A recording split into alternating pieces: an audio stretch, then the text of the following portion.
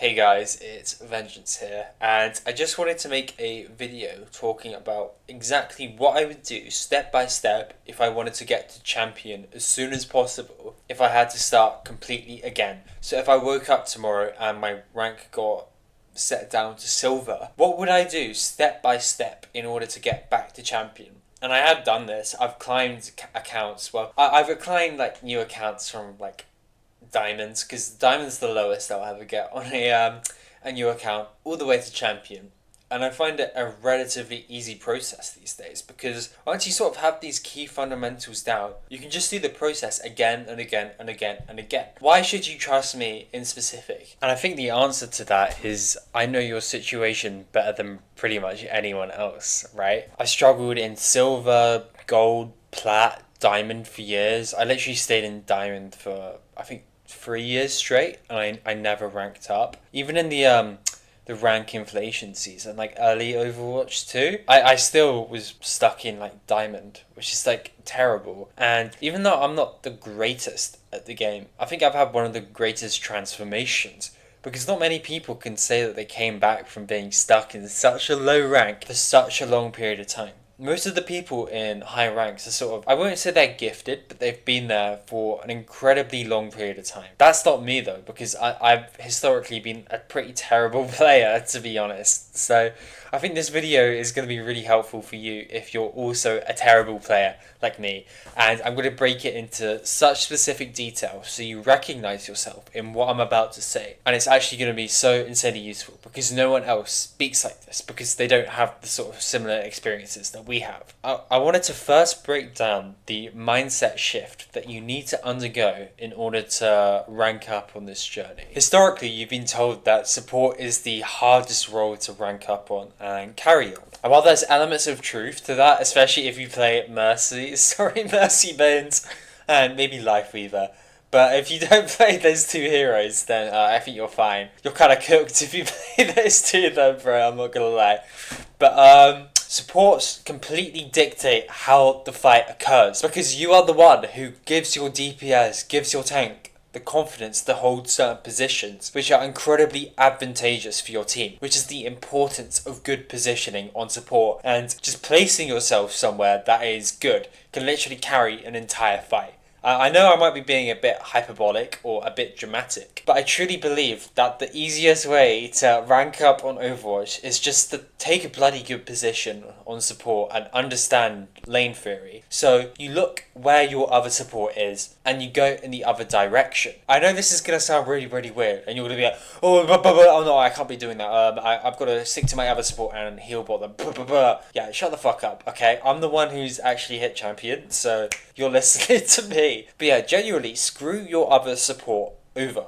Don't like stack directly on top of them. That's one of the worst things you can do in Overwatch. You really, really need to focus on helping your DPS on off angles. And why specifically DPS instead of your tank? Well, if you notice, most support players, they just heal bot the tank. So if you actually help your DPS who are taking aggressive space on lanes, that would massively help them out because no one else is going to do that. The 3 other supports in your lobby, this even happens in bloody champ games. Like I've seen professional players and they still don't understand this sort of mindset. And it's weird because they're like infinitely better than me mechanically, but my mechanics suck. Like I'm not going to sugarcoat it, but I actually have 2 brain cells, and most support players do not have 2 brain cells. Probably including you, to be honest. Don't be laughing and going like, oh, ha ha ha, I'm not like those support players who don't help their DPS. No, this is literally you right now. I'm directly calling you out. And if you don't help your DPS on these off angles, then there's no point in even watching the rest of this video. You directly need to be the one helping whenever you see your DPS taking aggressive space. If you're watching the video right now, I recorded a few games on Wu Yang, which I played. And if you notice, my mechanics are actually really, really bad. I don't think they're terrible by any means, but if you look at me compared to a professional player, or even like a freaking diamond player, you're like, what the fuck, this guy's terrible. But because I actually open up my lanes, think about where my DPS are playing, I have such a big advantage over the competition. A thought just popped into my mind, specifically about Mercy players, and how they're actually better than the vast majority of support players. The vast majority of people say that Mercy players are shit. right? Because they have really bad mechanics. But motherfucker, you're playing support and you're just standing there on main, not helping your DPS on off angles. Yeah, sure, some Mercy players do that, and they're doubly idiotic because they don't have mechanics and they don't have game sense. But you're trying to act like fancy and you're all high and mighty when you're playing Ana, but you don't take a single off angle and help your DPS at all. Oh yeah, guys, I'm better than these stupid Mercy players. No, you're just an idiot yourself. You just have slightly better mechanics. Sort of a side front. But yeah, stop trying to act all high and mighty when against like Mercy players. Well, they're not even that bad. Mercy players are actually better than the vast majority of Ana players, Kiriko players. Who's better?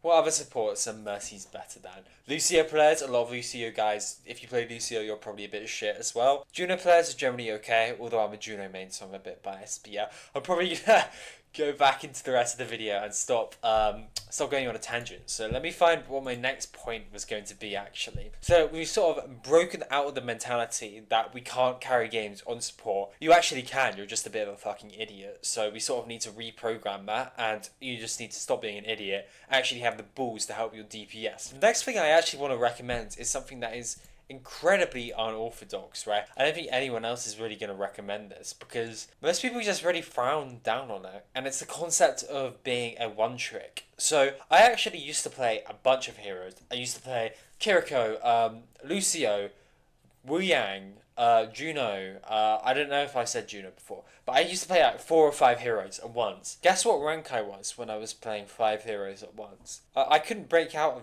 Diamond, right? I was actually terrible by every single standard measurable.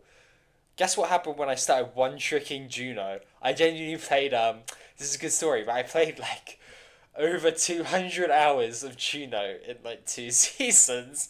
Most of it was in like 1 season. I was like over. It was over Christmas break, and I'm unemployed. Well, I'm a university student, so I'm pretty much unemployed, and I had nothing to do over winter break, so I just grinded Overwatch 24/7. I mean, that's the season I hit champion, and now I'm here making videos for you guys, so maybe it was worth it, but still. But yeah, beside the point, I actually one tricked Juno to champion. And guess what win rate Juno had while I was doing that? She had a 47% win rate.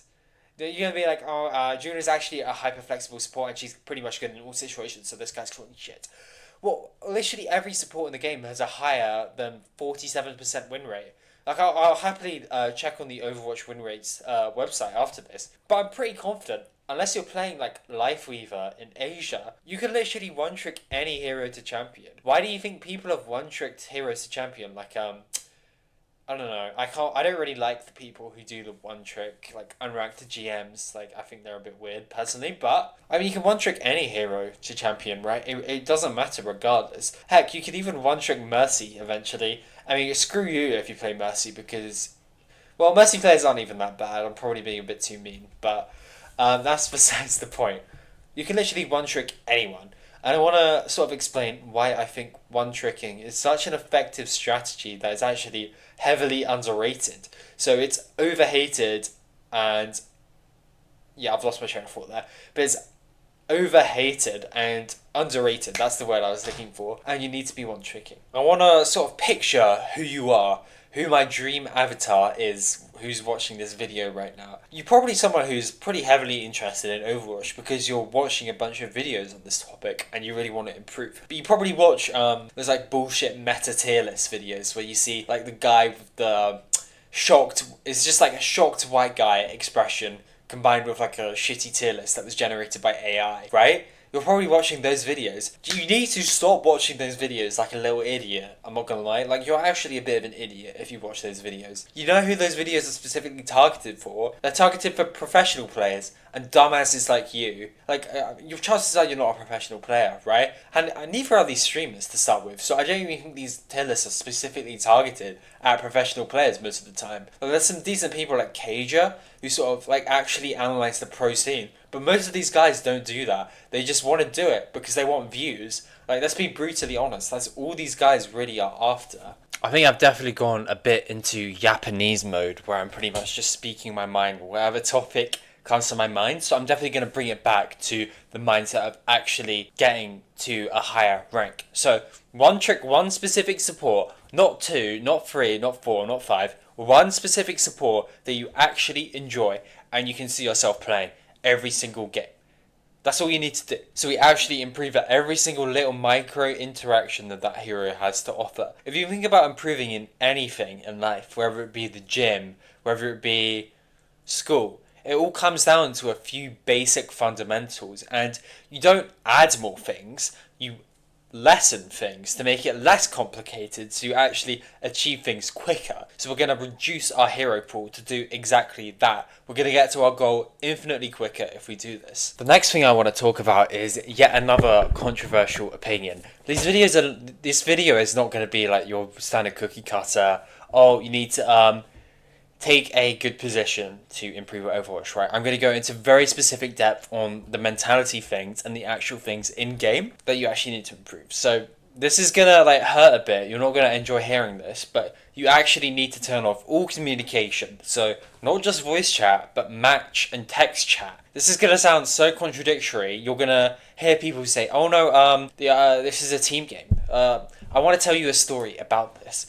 So I was actually coaching a client once, and her friend said that she was basically having a conversation with her friend, and her friend was like, "Oh wait, this person didn't one-trick Juno to champion because communication is essential, and they turned off all communication, and they're wrong. That person has a peak of masters. Why would you listen to the guy who's worse than you, right? It makes absolutely no sense. And the reason why turning off communication is so bloody important is because it distracts you from doing the stuff that actually moves the needle. So what I said earlier about your angles and being proactive and actually helping your DPS on those off angles is of the utmost bloody importance. And you just need to repeat that multiple times. And you're not going to listen to your tank going, oh, why is my Mercy not heal botting me on the front line when you're off with your Cassidy? No. It's just the blind leading the blind once you listen to people in text chat or voice chat. And there are some people nice, especially in voice chat. There definitely can be some like nice encouragement from time to time. The vast majority of the time, and I play in EU, so maybe it's a bit more toxic than NA. Although I've heard Asia is quite toxic. If you're in Asia, by the way, let me know if it's like really toxic, because I've heard like bad things about Asia. But you just need to turn off all communication because it's just the blind leading the blind, right? These people are stuck in that specific situation for a real reason. It's because they don't know what the hell they're doing. Why would you listen to someone who's objectively worse than you? That makes absolutely no sense. It's like going to the gym and a fat guy walks over and he's like, oh yeah, you're actually doing this lift wrong. You're fat, you idiot. Why would I listen to you? Like, it's like, you need to apply that exact same logic to Overwatch. If someone's not better than you, you go, no, shut the fuck up. I know what I'm doing. And that's as long as you're actually doing something right. If you're being a bit of an idiot, then fair enough, but you're actually watching this video right now, so I expect that you have the intelligence to not actually be an idiot. Right? The last concept that I wanted to mention in this video is something that I've seen as a term passed around by a certain creator, called Awkward, and I believe he's pretty wrong about it, and it's actually the concept of damage. And while I don't think it's like a bad principle whatsoever, it absolutely makes sense that you need to be pressuring the enemy team on support with damage, right? I think it's massively overrated because I've watched so many reviews of Diamond, Masters, Grandmaster players. Sometimes they don't even get the basic positioning right. And once they do get the positioning right, whenever I see them actually playing the game correctly, damage is never an issue. So stop worrying about your damage to healing ratio so much. This might sound a bit contradictory because it's not something that you've probably been told before, but I think it is genuinely something that you don't need to stress about. It's one of those things that sounds really good on paper, but it just adds another dimension of you like having to think about something. I actually think that the best results come from doing a very small amount of things. So just do the stuff that I said earlier in the video, which is angle maxing, typically playing with a support, typically playing with your DPS if they're on an off angle, migrating away from your other support, turning off text and voice chat so you have no communication, one tricking a hero, and that's all you bloody need. That's what I did. That was my step-by-step process to actually hit champion. Those are the things that moved the needle for me. And I really hope that you actually managed to learn something from this video. This video is probably going to have like 2 views, but just a quick call to action. If you want a free coaching call, you can go ahead and click the link in my description. It's 30 minutes long. I'll help you diagnose whatever is wrong, and that's pretty much it, right? It's in my school community, so if you join with a free trial, you can get the coaching call. But I hope this was massively helpful for you. I hope you learned a lot, and please ask in the comments if you have any questions whatsoever. Have an amazing day, and I'm sorry for shouting at you a bit too much, but I really just want to help you improve. So yeah.